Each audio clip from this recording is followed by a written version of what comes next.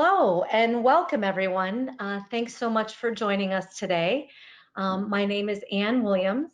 I'm the state representative for the 11th District, chair of the Energy and Environment Committee in the House, and House sponsor of the Clean Energy Jobs Act. I'm joined here today by my colleagues, State Senator Sarah Feigenholtz and Representative Yoni Paiser. We are so glad you're here today for this exciting discussion of one of our favorite topics, which is CEJA, and how it can help us in the recovery from COVID-19. Along with the Clean Jobs Coalition, the three of us have been working with advocates from throughout the environmental community to push for CEJA and energize support for CEJA around the state. We were full steam ahead in March when the pandemic came our way and everything kind of came to a grinding halt. But the pandemic itself has underscored two important concepts. First, the health of the planet is absolutely intertwined with the health of its population. The development and spread of infectious disease has been linked time and time again to record precipitation, deforestation, flooding, and other hallmarks of climate change. Second, if the pandemic has taught us anything, it's taught us that the failure to listen to science can be catastrophic. Scientists have warned us for decades about a global pandemic coming along, which would change life as we know it. And sure enough, here we are. Likewise, everyone on this call is well aware about the scientific warnings for decades about the dangers and devastation of climate change. And we need to take action now before it's too late. Of course, we're dealing with an absence of action on the federal level. So it's really come to the states to take action. And we are moving forward here in Illinois. The working groups on clean energy that had been started in March are restarted, and these are facilitated by Governor Pritzker and his environmental team. So it's our hope that CEJA will be the foundation for these discussions and that any clean energy package will really utilize the principles that we're going to talk about today. We're hoping that in the fall veto session, which takes place in November, we will pass a comprehensive bill that looks a lot like what we're going to be talking about today. Our target is November, but we need your help in the meantime to galvanize support and energy around this bill. So I'm real excited to be here today. Our panel is outstanding, and I think you will be too. So in terms of our agenda, we'll give some opening remarks, and then we'll turn it over to our panelists. We'll start off with Sarah Moskowitz from the Citizens Utility Board. We'll then turn it over to Gavin Taves of the Illinois Environmental Council. And finally, we'll wrap up with Naomi Davis, who is with Black and Green. From there, we'll go to a Q&A period, and that will be facilitated by Yoni Paiser, who will go through kind of the rules of the road there. And then we'll just do some closing remarks, and we should wrap up right around 1 o'clock.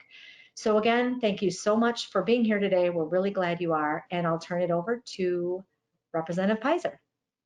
Thank you so much, Representative Williams. I just have to say it's been an honor and a privilege to be working with you in the House as you spearhead this incredibly important piece of legislation. And what can I say about my favorite Senator Feigenholtz? It's been an honor and a privilege to work with you, to follow you in the House, and we're all in awe of your decades fighting for the environment and working for clean energy. So it's an honor and a privilege, and I'm excited to hear from our esteemed panelists as well. Okay, as Representative Williams just mentioned, we as legislators have been meeting in working groups and have come up with alternate ways to get things done during the current health crisis to pass the Clean Energy Jobs Act, known as CEJA. While many of those on this call are intimately familiar with the goals of CEJA, it's important to reiterate its objectives for those trying to get involved or want to become more knowledgeable about this critical piece of legislation. CEJA was developed through a very intentional bottom-up process developed over many months from over 100 listen, lead, share events throughout all of Illinois. As we all know, COVID-19 is disproportionately impacting Black, Brown, and underserved communities. With CEJA, Illinois will create long-term answers to the public health and economic challenges posed by the novel coronavirus. Here are the four main pillars for what the future of clean energy will look like in Illinois. First, creating jobs and economic opportunity with equity and social justice at the heart of our clean energy future. Two, getting to 100% renewable energy by 2050. Three, building a carbon-free power sector by 2030 to power over 4 million Illinois homes, lower utility bills, and push back against harmful Trump administration attacks on clean energy. And finally, four, reducing pollution by electrifying the transportation sector, currently the largest source of carbon emissions. CEJA would achieve the equivalent of eliminating 1 million gas and diesel-powered vehicles from Illinois roads. So that's CEJA in brief. Without further ado, I would like to pass it on to my favorite senator, dear friend, long-term advocate for clean energy, and a fierce legislator, Senator Sarah Feigenholz. Take it away, Senator. Wow, Yoni, thank you. Thank you.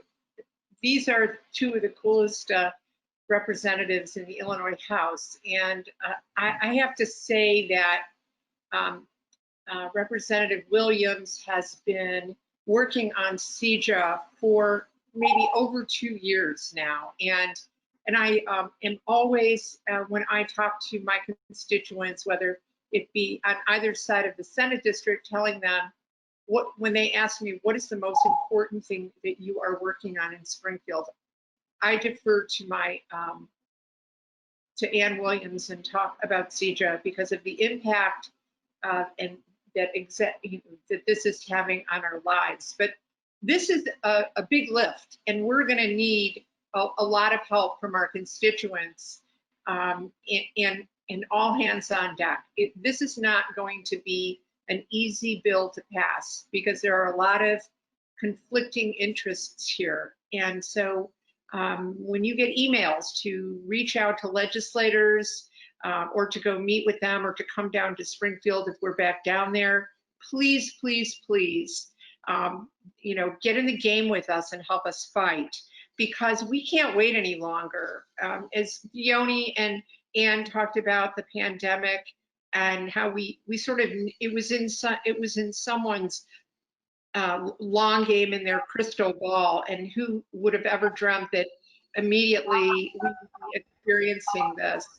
And it's the convergence of the environment and health, the issues around biodiversity disturbances, habitat loss, and the risk that we are experiencing of animal to human disease transmission. And through this crisis, we have seen this hit our Black and brown communities the hardest, and then in turn witness the inequities that were so amplified because of it. And so we have a great deal of lessons we are learning.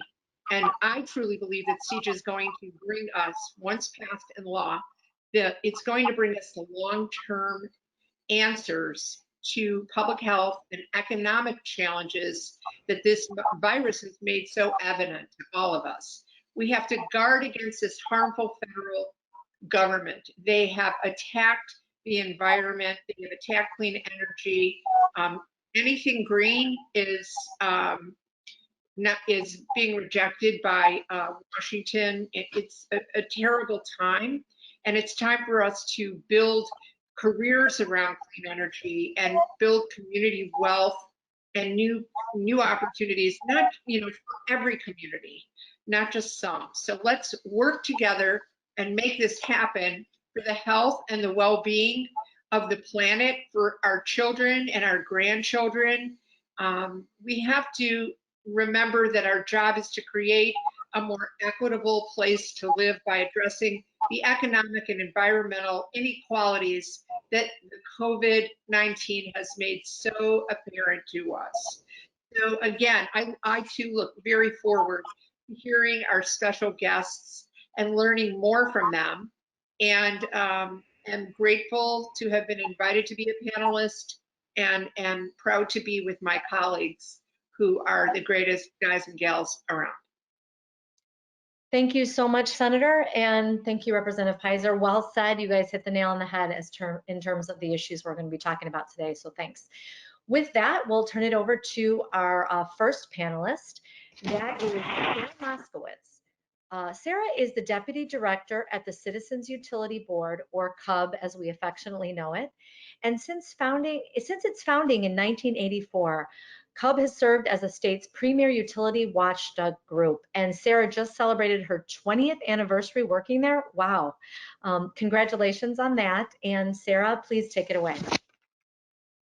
Thank you, everybody. I'm going to go ahead and share my screen. All right, everybody can see my screen, I hope. All right. So thank you, Senator Feigenholtz, Representative Williams, Representative Paiser, for hosting this important conversation today. And thanks to everybody for tuning in. My name is Sarah, again. I work at the Citizens Utility Board, or CUB. CUB is an Illinois utility ratepayer advocacy group. It was created in the early 80s to represent the interests of utility consumers across the state. So it goes without saying, but I will go ahead and say it, that these are unprecedented times we're living in. I wanted to start my remarks with a tiny piece of good news. Last month, the state approved a variety of consumer protection and assistance measures to help people who are having trouble paying their utility bills as a result of the pandemic. So if you or somebody you know is having trouble with your bills right now, there's help out there, and you can learn more about that at citizensutilityboard.org or by calling your utility. But bigger picture, we're still in a lot of trouble, everybody. The current crisis hasn't reduced at all the urgency of passing CEJA. On the contrary, it has highlighted many of the disparities that CEJA attempts to address. In my view, doing nothing is not an option right now. Unless we act now, we will lose the momentum we gained with the Future Energy Jobs Act that passed at the end of 2016. Funding for Illinois renewables is going to run out. Of course, the funding for the community solar program has already been accounted for, and some estimates I've seen predict that the funding for rooftop solar, the state funding, will run out sometime this fall. Also, if we do nothing, the Northern Illinois electric customers like you and I will pay hundreds of millions of dollars more per year to prop up uneconomic fossil fuel generation. And all of that is not even touching on the missed opportunities to combat the climate crisis while creating jobs that CEJA affords us. So yeah, in all my 20 years of working in this space, I've never seen energy legislation more focused on equity, inclusion, and fairness like CEJA. So as Representative Paiser mentioned, CEJA is based on 4 policy pillars. First, investing in jobs and economic development across Illinois, rendering the state's electric sector carbon-free by the year 2030, achieving 100% renewable electricity by 2050, and doing all of this while electrifying the transportation sector. So of course, I've got to elaborate on each of these pillars just a little bit. I was tasked to explain CEJA in 10 minutes. That is impossible. So I hope you guys are all okay with this. We are extending this webinar by 2 hours, and you're all locked in, so I can actually read the bill to you. No, just kidding. I will do my best to summarize it, but leave a lot of time for Q&A because I am not going to be able to do it justice. So under Pillar 1, we're talking about creating a network of workforce development hubs that provide direct support for members of economically disadvantaged and environmental justice communities, communities of color, and former fossil fuel workers who are training for clean energy jobs. CEJA will also create a contractor incubator program to help disadvantaged clean energy contractors and entrepreneurs get access to capital and support. Under Pillar 2, when we're talking about achieving a carbon-free electric sector by 2030, we're talking about having the Illinois EPA limit and eventually eliminate greenhouse gas emissions from Illinois power plants. We're talking about expanding energy efficiency, all those great programs that are designed to help us reduce energy use and save money in our homes and businesses. If any of you have received an email from CUB or seen one of us speak in your community, We spent a lot of time trying to connect people to these great programs. CEJA will expand them. And very importantly, from a consumer advocacy perspective, through CEJA, we aim to change the way we procure peak electricity in our state, thereby saving ComEd customers hundreds of millions of dollars each year. Pillar 3. It's not too hard to wrap your head around this one, right? 100% renewable energy by 2050. I'm talking about quadrupling the state's current renewable goals. Do you like solar power? Do you want to ensure that it continues to grow in Illinois? Well, we've got to pass CEJA. Otherwise, we're on track to run out of rooftop solar funding this fall, like I mentioned. CEJA would, meanwhile, quintuple, that's how you say it, right? Times 5, funding for Illinois Solar for All, the program that brings solar benefits to low-income and environmental justice communities. And CEJA does all of this while bringing in former coal communities to the conversation to help ensure that they don't get left behind in all of this. So Pillar 4 is particularly exciting in that with CEJA, we're looking at how to ramp up the electrification of transportation equitably and in a way that benefits our overall electric system. This isn't just about electric cars for individuals who may already own a car or afford a car or be able to even afford an EV. CEJA is looking at things like public transit, car sharing, and helping to connect folks who live in transit deserts via electric shuttles to mass transit. CEJA also requires the ICC, or Illinois Commerce Commission, to initiate a process to ensure that adding all these electric vehicles to the power grid doesn't mess with the grid's reliability or raise our costs. So bottom line, what does all of this mean? CEJA is the whole package. It's the result, as mentioned, of an inclusive process, conversations involving representatives from labor, environmental groups, consumer groups, environmental justice communities, low-income groups, to ensure that this energy package contains not just provisions upping renewables and energy efficiency and electric cars, but that it does these things equitably and in a way, importantly for me, that protects utility customers. And as I hope is clear to everybody, passing CEJA is especially urgent now, as it helps to keep costs down, put people back to work, and tackle climate change and the air pollution that have heightened people's susceptibilities to the current health crisis. So to finish, I urge you to visit IllinoisCleanJobs.org. You can learn a whole lot more about the bill, send a message to your legislators and to the governor. And of course, this wouldn't be a CUB presentation if I didn't encourage you also to learn more about the existing solar efficiency programs, how to decode your bills at citizensutilityboard.org. Thanks so much.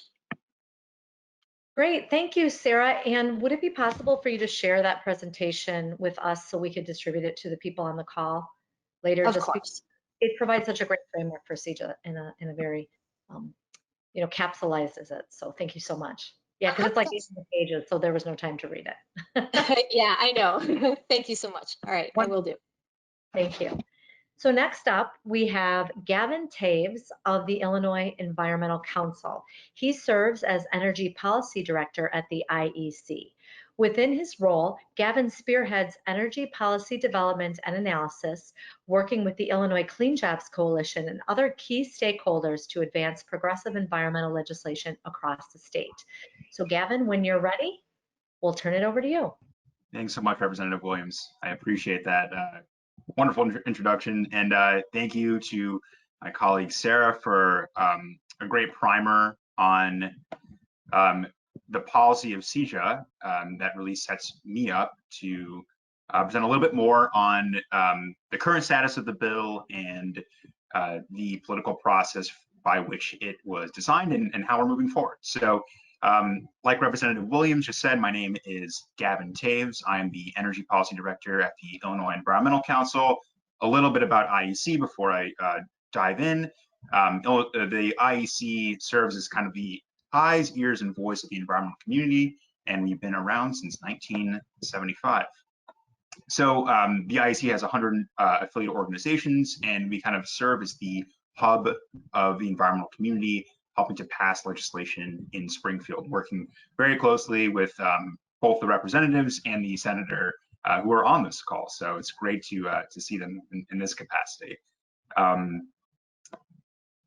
So for Illinois, there are many paths for a clean energy future, but the coalition that we are all part of, Sarah and I and many other members of the environmental community, is called the Illinois Clean Jobs Coalition. And this coalition has been around for several years now, passing and advocating for these big, bold bills that are promoting a clean energy future and an inclusive and equitable energy future for all Illinois residents. So in 2016, the Illinois General Assembly passed the Future Energy Jobs Act, which generates around 12 to 15 billion in new private investments across Illinois for renewable energy, and includes a whole host of equitable energy development programs. And this was a huge, huge deal for Illinois and for many disenfranchised and Black and Brown communities across the state. But you know, they had all of these wonderful programs and energy savings and solar for all, like Sarah was describing. But we realized there's a lot more work to do. We have these great job training programs, and we're putting people into the workforce who previously would not have had exposure or access to the clean energy economy. And that's great. And we've been seeing growth. But with the economic downturn, we've seen that the clean energy economy has been specifically hard hit. We need more action to ensure that the clean energy future that Illinois deserves takes place. And we need to make sure that we're, you know, casting a wide net and making sure that everybody who wants to be involved and who should be involved and who deserves to be involved in that economic revitalization gets that chance.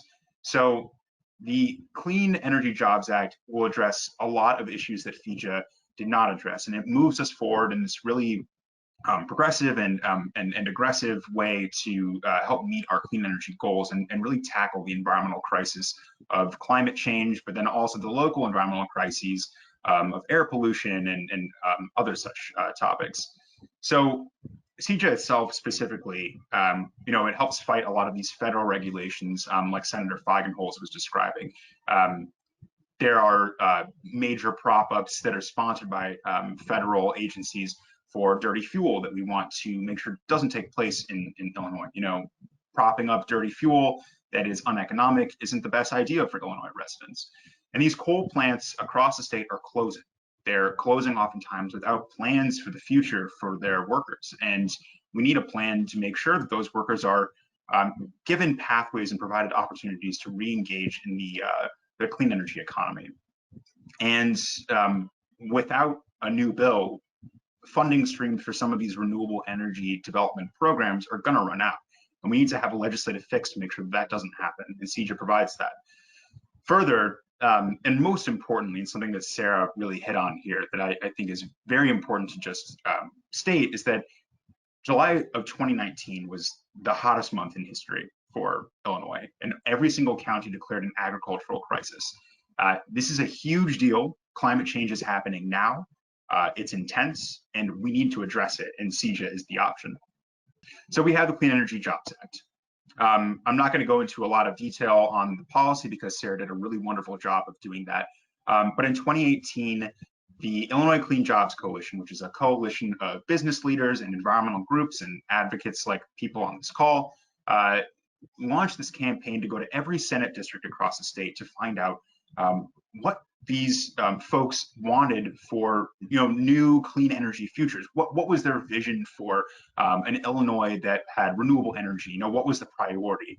And this was really the foundation for all of the policies that were developed. It was a community and grassroots led organization, and the policy itself was developed by those communities for those communities, which is a really important part of our whole platform.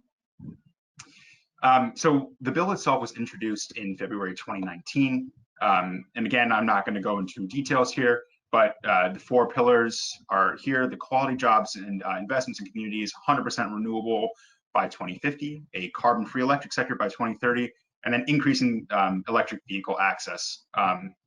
Right now we have 31 Senate and 55 House co-sponsors, really great numbers. And that's because the top line messaging is so attractive for so many people. You know, CEJA is good for consumers. We want to lower electric rates for folks, making sure that ratepayers are protected from these harmful federal policies, making sure that we're promoting the growth of jobs in communities across the state with an equitable distribution of opportunity. And Sarah really laid out some wonderful programs that CEJA will create to help achieve that goal. And finally, for public health and the environment, CEJA in this moment specifically, where we have a respiratory crisis, a pandemic that specifically is attacking the lungs, we need to have policy put in place to help, protect the quality of our air in a moment when the federal government is trying to tear down standards like NEPA. People get this messaging and they want to support it. So where are we now? The Clean Energy Jobs Act did not pass in the spring, like the representatives and senator said before. We know that there was critical stimulus and public health measures that were prioritized. So the window has been pushed to the fall. But what we're seeing is this incredible support for this bill across the state. There's this great momentum that's really building and has been building for a long time. And you can just look at the numbers. So recent polling suggests that there's cross-party plurality support for the Clean Energy Jobs Act specifically. 98% of Democrats, 84% of independents, and 58% of Republicans. And these numbers for an environmental bill are really unprecedented and very exciting for the coalition and for Illinois. We show multi-region support, again, pluralities of support all across Illinois. In Chicago, 93%, and you can read the numbers here, but downstate, 76%. Folks are aware of the issues, they know what they want, and CEJA is the answer for them. And most importantly, there is this urgency that people are really understanding at this moment. 74% of people say that they want CEJA passed immediately. And that's a really important thing for the Illinois Clean Jobs Coalition to take note of. So what are our next steps? Right now, like Representative Williams and Representative Paiser were describing, there are these energy working groups to help determine what the future for energy policy will look like in Illinois. And there are a variety of meetings going on, in looking at the power sector, looking at jobs and equity, transportation, building decarbonization, and lots of other really important and prescient topics. And within the Illinois Clean Jobs Coalition, we're really going to be pushing for grassroots advocacy this summer, making sure that people are reaching out to their legislators and building a coalition around CEJA so that in the fall we have that full momentum to pass the bill. In the fall, more outreach is really important. And then finally, passing that bill in the veto session. That's the most important thing that we need to do. So how can you help? Everybody here is on this call. I'm assuming that folks are interested in environmental policy and that CEJA is at least something that you're thinking about. So what can you do? Following the Illinois Clean Jobs Coalition on Twitter, following the Illinois Environmental Council, and following CUB on all the social media platforms is really important. Looking for information on IllinoisCleanJobs.org. It has a plethora and a great wealth of resources, fact sheets on every part of the bill. You can read the bill itself there. It's a really great resource. And then sharing those updates and that news, and then sharing your personal narrative about why environmental policy and why environmental justice is important to you. That really helps convince people more than anything else. Signing those petitions, organizing events, and then finally reaching out to your representatives and your senators. Go to your district locator, find out who represents you, reach out to them and tell them why CEJA is so important. And then finally, call Governor Pritzker and tell the governor's office that it is time for Illinois to pass a big, bold, progressive climate change bill right now. This focuses on equity. We're talking about equitable economic opportunities for folks across the state and helping us get to a renewable energy future that everybody deserves. So with that, I will turn it back over to Representative Williams to introduce our next speaker. Great. Thank you so much, Gavin, for that great presentation. And I did want to just remind everybody to check out the Clean Jobs website. It does have a lot of great information on it, including the members of the Clean Jobs Coalition, ways to get involved, more fact sheets than you would ever be able to read in a lifetime, but excellent materials. I will just give you a little sneak peek. Since Gavin mentioned the bill being introduced in 2019, there is another version coming of CEJA, and it contains some provisions that are relevant to the latest crisis and some of the updates that we need to see moving forward. So we can expect that to be unveiled in the next couple weeks or so. So we'll be sure to keep you all apprised as that happens. So keeping the same basic components, but updating it to address the COVID crisis and other current issues. With that, we'll wrap up our panel today with Naomi Davis, who is the founder of Illinois Blacks in Green.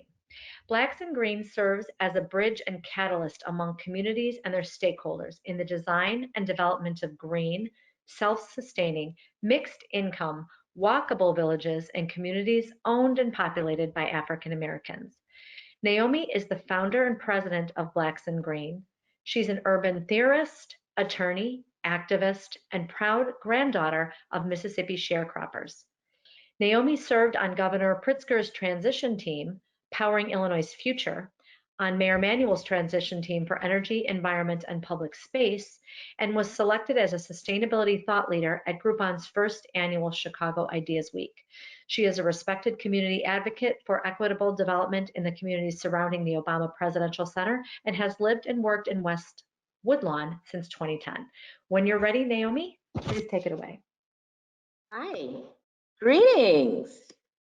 Thank you so much, Representative Williams. You are going to go down in history as one of the great allies of the environment and the environmental justice community. And of course, Senator Feigenholtz. I knew you back when. I'm just delighted to be here with all of you. Want to talk with you about the equitable components of CEJA and why organizations like Blacks in Green are so strongly supporting CEJA right now. I don't have my usual dog and pony show because I really want to just get down with you about why the equity components of CEJA have proven to be so compelling. Let me show you a few slides and I'm going to walk you through some of the just highlighted components of CEJA. Sarah did an excellent job of giving you an overview of some of the benefits. And so I'm going to show you, okay, beautiful. So what we're trying to underscore with you is that there was a fight at the table, and there was a fight between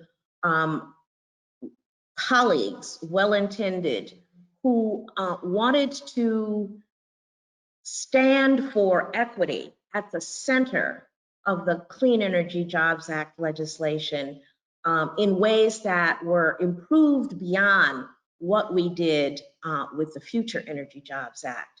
And so in those conversations, we had to really dig down deep. And this were in the days back before it was dinner table discussion like it is now about what is equity actually? Who's making the decisions? So being at the table and understanding the power dynamics of old needed to be dismantled was something that members of the Clean Jobs Coalition really had to open-heartedly embrace.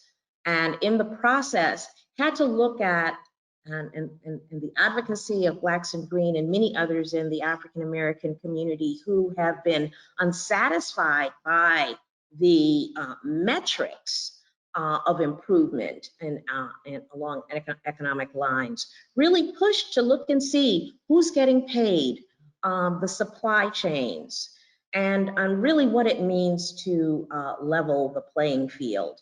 CEJA has worked in a very, very important way to advance the amount of money being invested for environmental justice communities and prioritizing those payments. These were measures that we fought for at the table years ago that are coming into fruition in some very significant ways now. What we are agreed on and what we're focused on is that there must be metrics, and that these measures must be tracked over time. And so what we are agreed on and working forward in the CEJA legislation are the provisions, as well as the regulatory enforcement of what we mean when we say that hires are insured. And we now know, of course, that we are dealing with intentional damage with special measures. I'm putting up a picture of the green living room because this point is priceless in terms of how we understand the environmental justice impact of CEJA. Blacks in Green has been born at the intersection of environment, economy, and equity. And we are the authors of the 8 principles of green village building, the 7th principle of which is each village fosters lifelong learning through hubs, which are epicenters for green training, development, and lifestyle transformation. And so what that means in the context of CEJA is that when the opportunity to expand the legislation from the Future Energy Jobs Act to support an investment, a significant investment in hubs, of course, this was an idea we thought whose time had definitely come. So in the Clean Energy Jobs Act, and of course, all hubs are going to look different, but the Clean Energy Jobs Act provides $26 million per year to create a network of workforce development hubs. And these are going to provide direct support from community education to workforce training to career placement. And these are for members of our, of course, we know, economically disadvantaged communities. And the workforce programs that will be administered through these hubs are going to be in 16 locations statewide. There's a contractor incubator program, $21 million a year to provide disadvantaged contractors and entrepreneurs with access to capital, including support for obtaining insurance, assistance in registering to become vendors to state incentive programs, connections with firms that are hiring contractors. That's a supply chain that we've been talking about, and other services. So we recognize that when we talk about economy, and it's a word that's bandied about, but it really means that network of jobs. Who are the largest employers of Black people? Black people. The opportunity for the state of Illinois and our utility partners to invest in the expansion of contractors is fundamental. We believe that Black companies providing services to Black communities it seems like common sense, but it is not the norm.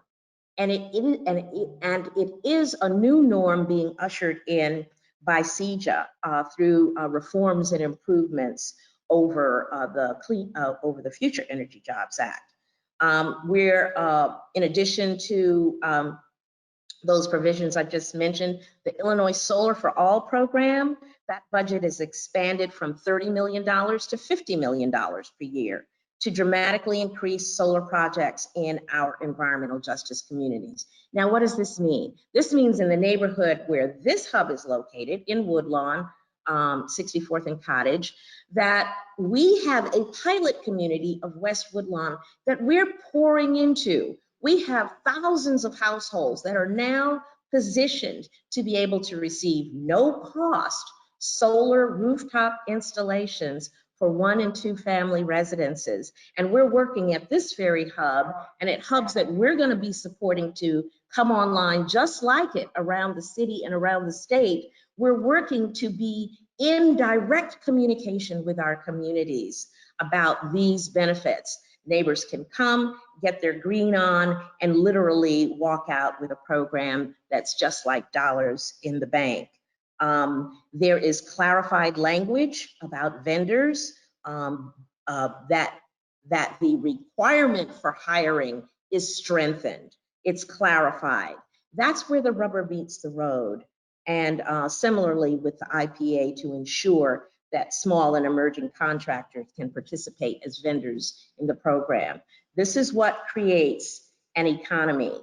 So between equitable workforce business development, energy access and solar for all, electric transportation, there are additional provisions for the electrification of vehicles that are accessible to the Black community, Black and brown communities, environmental justice communities, and the rental of automobiles that are electrified within our communities. These are all provisions in CEJA that we fought for very hard and are proud to share with our community through a series of listen, lead, share conversations that, again, is funded through the provisions of CEJA, FEJA and CEJA. I want to say, and I'm not sure about my time here, but I want to say that this hub exists because of the Future Energy Jobs Act. We've put 15 men through the solar installation training program that has been featured. We've been able to hire 4 of them. 2 of them have gone on to be hired by Sunrun, one of America's leading solar installer companies. This is where the rubber meets the road. We've got 13 years in as Blacks in Green, but it was a breakthrough in funding through the ComEd Energy Efficiency Innovation Program, funded through this legislation that made the difference between us being able to open this headquarters, hire these people, and provide this service to our community. This is where the rubber meets the road, and we're glad to stand with Ann Williams and Sarah Feigenholtz and our other allies, the Black Legislative Caucus, in advancing CEJA to passage as well. Thank you. Great. Thank you as always, Naomi. Every time you speak, I learn something new. So appreciate you sharing today and also your ongoing commitment to clean energy development in Illinois. With that, I'm going to turn it over to Yoni Paiser to facilitate some Q&A. Okay, we've got some great questions in the chat, and we're going to do our best to get through as many as possible. Again, if we don't get to your question, we will answer it afterwards. Okay, Steve asks a bunch of questions, and I'm going to condense them into a couple questions. First of all, what limits, controls will be put on Exelon, and how can we avoid efforts on the part of the utilities and the energy markets to limit or sabotage possibly the efforts trying to be made with CEJA?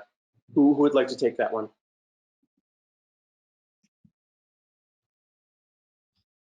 Anyone can just jump in.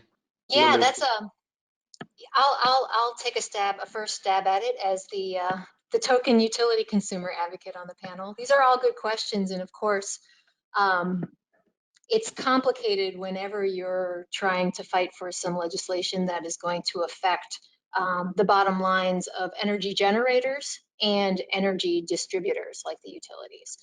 I will say that the reason why CUB is behind CEJA is because there are caps on how much the programs can impact consumer bills. And then that piece that I mentioned about changing the way that the state procures its peak energy generation is a huge piece of it. The way that it's hard to put this briefly, but basically the way that our current grid operator makes sure that we have enough electricity to meet our needs when we're all running our air conditioning all at once is rigged in favor of fossil fuel power generators. We're already, Illinois consumers are already overpaying for our electric supply as a result of this rigging, so to speak. And recent decisions on the federal level threaten this to become even worse, to the tune of hundreds of millions of dollars in rate impacts on consumers per year. So built into CEJA is a provision that would basically take that responsibility for procuring peak energy capacity away from the grid operator and giving it to the state, so that the state has more control over the energy generation mix. So even that alone helps protect us from nefarious power generators to a great extent. But it's always going to be a process. Obviously, Exelon and ComEd and Ameren are very powerful companies, and they have a lot of pull in Springfield. And at the end of the day, we're going to have to engage with them, I believe, to make sure that we come to some kind of legislation that can actually pass. And I'll tell you already that, not to get ahead of ourselves, but we're already talking about what comes after CEJA. So when I first started working at CUB, I'm like, okay, cool, we're going to pass a bill, we're going to fix everything, and then CUB can go out of business, right? No, that's not really how it works. Energy policy is a process, and I didn't start this presentation with it, but usually when I present on CEJA, so I was trying to keep to time, which I'm not doing now, but I usually start my presentations with a long timeline showing the evolution of energy policy in the state of Illinois over time, and it's going to continue. So, you know, we're not going to get absolutely everything that we want for our utopian dream vision in CEJA, right? But we can make really significant progress and be ready to come back once we've gotten past this for the next go around. Great answer. Did any of the other panelists want to chime in? Okay. Kara asks, there is a history of overconsumption, and is there any part of CEJA which will promote conservation on the part of consumers? And is there any effort to deal with some of the unintended environmental consequences? And she brought up, like, you know, harm to bats by wind turbines. I can probably jump in on that one. Yeah. So specifically addressing the second part of the question first, there is a really, really exciting provision within CEJA that makes it unique, that calls for these community planning or community plans to be developed by local municipalities. This provision and this program essentially will allow for community to design and allocate resources to specific locations that can develop renewable energy and make sure that they're doing that in a locally sensitive way. You know, finding the places in their community and doing their own community energy planning to make sure that they're not going to be disproportionately impacting one person or one group of people or a specific species. You know, this is taken into account within the bill to make sure that each area is going to be doing their own planning to make sure that they have the right precautions put in place. And then the first question, speaking about the personal contribution to some of these environmental crises that we're facing, it is, I think, of the opinion, I think I can speak for the Clean Jobs Coalition when I say this, that performing larger structural reforms is the more impactful way for us to make the biggest difference possible. You know, when we're talking about the procurement of wholesale energy, this is, you know, a huge undertaking that can cause us to reduce our emissions by 10, 20, 30%. I mean, these are really, really big, ambitious goals that we can achieve through legislation. The personal reductions that people can make in their own lives are important, but CEJA's perspective is really looking at the systems that we have in place about how our energy is procured and how we're using it on our grid and energy efficiency. So we take a little bit of a different approach. Got it. Thank you. Great question. Another good question. Can I just add, sorry, I just want to add another thing also. I mean, when we're talking about energy efficiency programs, when we talk about how CEJA expands energy efficiency, we're talking about creating better incentives for consumers to reduce energy usage. And something that we didn't really even get to was about programs that encourage people to reduce peak energy load. We keep talking about peak. A lot of what drives up fossil fuel use is not being cognizant of when we're using electricity. And so CEJA also helps develop programs that give people further incentives to use less at peak times. If you have an electric vehicle, plug it in overnight when there's less need to add new generation, for example. So it does address kind of individual measures people can take as well. That's true. Thanks for the clarification. Great. Jerry and Jonathan have asked some political questions, which I'm going to try to condense. So Jerry says, how much additional co-sponsor support is needed to ensure that CEJA is passed in the fall? Because it appears with the co-sponsors that the numbers are close. And then Jonathan also asks, what is CEJA's greatest criticism and how can we fight against it? And then will there be another rally in Springfield before the legislation comes up? So some political questions. I guess I'd say I hope there's a rally. What I wouldn't give for a CEJA rally right now. I love the energy that brings. I'd rally really for anything right now. But I think the answer, the co-sponsors question is the co-sponsors for CEJA are really outstanding. We have members from all parts of the state. We have members from all demographics and all types of communities, which is important to show a wide breadth of support. But sponsorships don't pass a bill. You still have to take that vote. So at the end of the day, it's great to get a sponsor on a bill. It shows some ownership and interest and investment in a particular bill. But at the end of the day, continued outreach to your members of the House and Senate is critical. I would suggest, if possible, getting to know your state representative. We're pretty accessible. We have small staffs. And be the squeaky wheel that calls and checks in with your state rep or state senator and ask them where they are in clean energy policy. Have they been working on CEJA? What areas can you be helpful to them on? Can you get a group of people together to talk to them about it virtually, if not in person? So I think getting that sponsorship on there is important, but there's other work and advocacy that you can do to even further ramp up your advocacy. Sounds good. Do you mind if I just Please go ahead, David.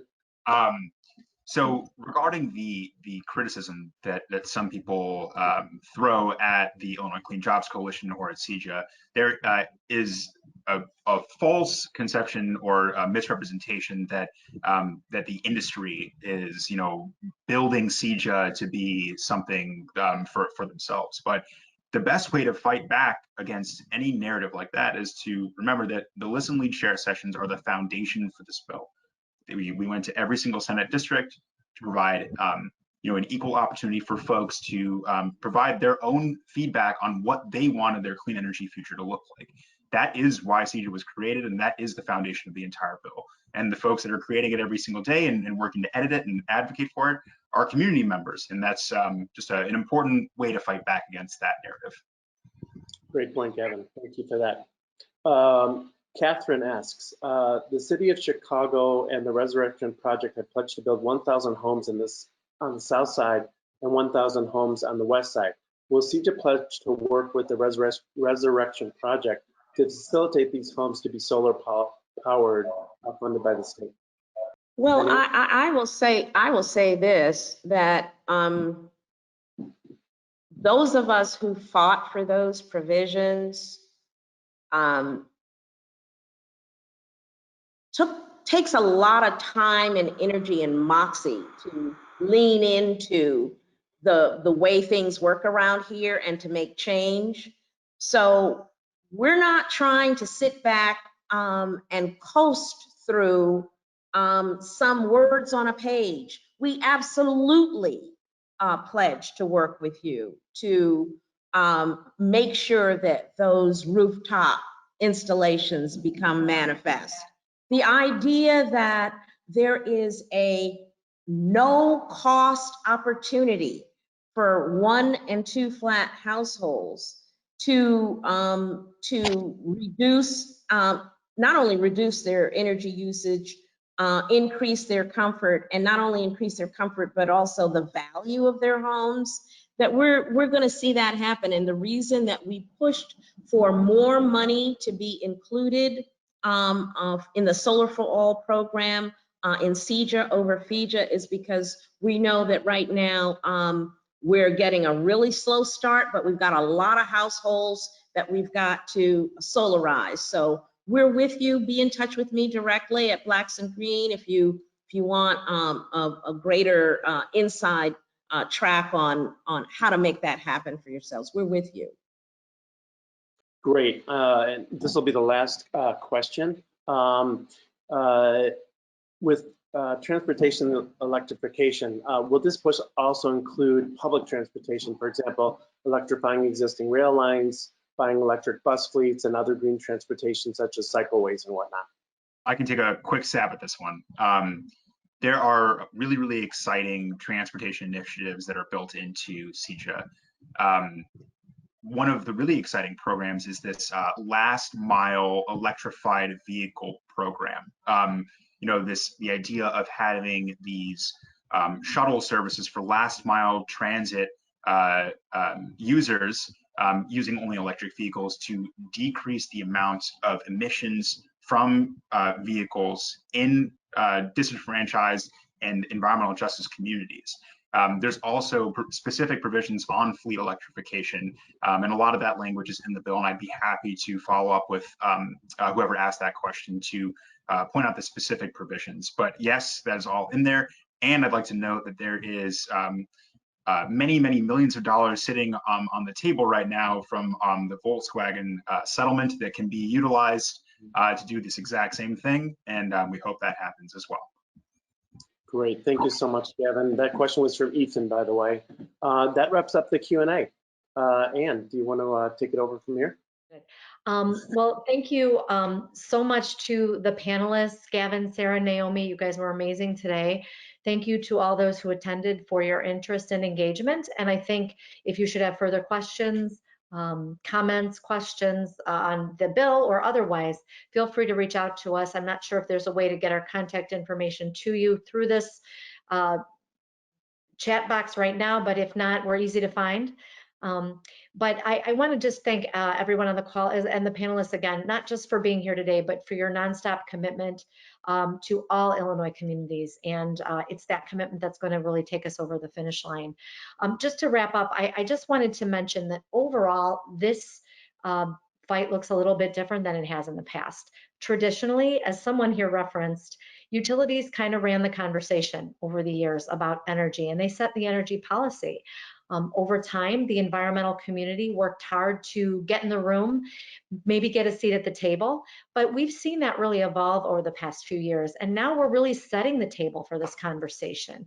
And that's in large part because of the efforts of organizations that are represented here, the important issues that we're facing in terms of disparities between communities that can no longer be ignored, and just the advocacy and energy out there in the communities. So because of that, I think we will have a very environmentally driven, equity driven, comprehensive piece of legislation this fall. And I look forward to working with you all to make that happen. Thank you. And Senator Sarah, you want to bring us home? Okay, well, there's not a whole lot that hasn't been said. I think that this has been like a really deep dive that a lot of us need to we needed to hear again. And having such a great turnout is testament to what you just said, Representative Williams, about the diversity and the renewed interest that this issue has brought to the fore. You know, I think we're all very focused on health and the health of our environment and getting outside, having great parks, having a thriving planet, having clean water. And so we have to continue to work together so that we can reach all of these goals. And I look very, very forward to getting out of these sort of dark days and into a better time with a palette ahead of us that is bright for the future. So thank you, Sarah, Gavin, Naomi, Yoni, and Ann for this, and everybody who participated, and we will see you soon. Thanks, everybody. Bye now.